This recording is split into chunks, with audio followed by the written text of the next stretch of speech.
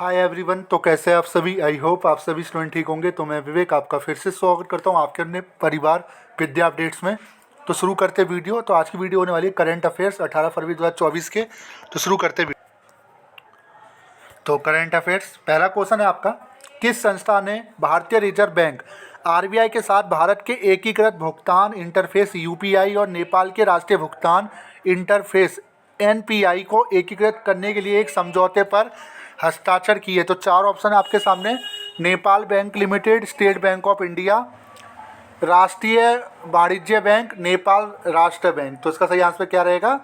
नेपाल राष्ट्रीय बैंक ने हाल ही में समझौता किया है। दूसरा है आपका, राजस्थान में हाल ही में प्रमुख लोहा अयस्क भंडार कहाँ से उजागर हुए थे? करौली, शिखर, टोंक, डूंगरपुर। तो इसका सही आंसर क्या है?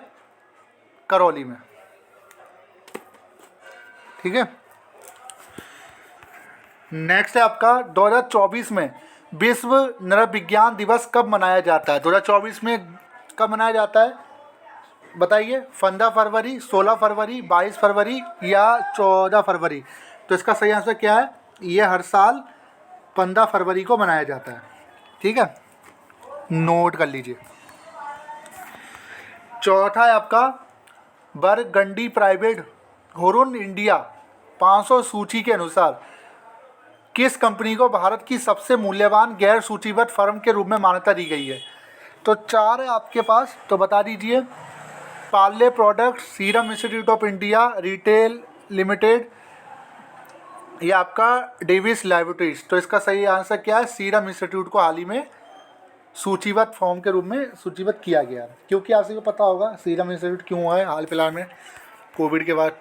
पांचवा आपका, प्रधानमंत्री वीर लचित बोरफुकन की 125 फीट की प्रतिमा का अनावरण किस राज्य में करेंगे? मणिपुर, मेघालय, आसाम या त्रिपुरा? तो इसका सही आंसर क्या है? हाल ही में ये आसाम में ये मूर्ति का अनावरण करने वाले हैं। छठा है आपका, बोइंग डिफेंस इंडिया के प्रबंधन निदेशक के रूप में किसे नियुक्त किया गया है? चार नाम, निखिल जोशी, देव कामडट, शालिनी ग्रोवर या अखिल प्रसाद। तो निखिल जोशी को हाल ही में नियुक्त किया गया है। ठीक है। सातवां है आपका, किस बैंक ने 19वें IBF वार्षिक बैंकिंग प्रौद्योगिकी सम्मेलन में सर्वश्रेष्ठ प्रौद्योगिकी बैंक ऑफ द ईयर का पुरस्कार जीता है? ICICI बैंक, ये बता दीजिए आप। ICICI bank, south Indian bank, IDFC first bank, HDFC bank. तो इसका सही आंसर क्या रहेगा? साउथ इंडियन बैंक में हाल ही में ये पुरस्कार जीता है। ठीक है। आठवां आपका है, वृक्षारोपण गतिविधियों में सामुदायिक भागीदारी को प्रोत्साहित करने के लिए किस राज्य के मुख्यमंत्री ने वन मित्र योजना शुरू की है? तो वन मित्र योजना कहाँ शुरू की गई है? महाराष्ट्र, पंजाब, हरियाणा या गुजरात? तो इसका सही आंसर क्या है? ये हरियाणा में वन मित्र योजना शुरू की गई है। व्यापारियों के लिए credit licence on UPI feature पेश करने के लिए किस कंपनी ने एनपीसीआई के साथ साझेदारी की है? बताइए। ये चारों ही आप यूज करते होंगे, चारों में से कोई तो यूज करते होंगे। इसका आंसर है पेयू ने। ठीक है। 10वां आपका है, संयुक्त राष्ट्र में सामाजिक विकास आयोग के 62वें सत्र की अध्यक्षता किस देश ने की है? इंडिया, यूनाइटेड स्टेट, जापान और ऑस्ट्रेलिया? सही आंसर है इसका, इंडिया ने हाल ही में इसकी अध्यक्षता की है।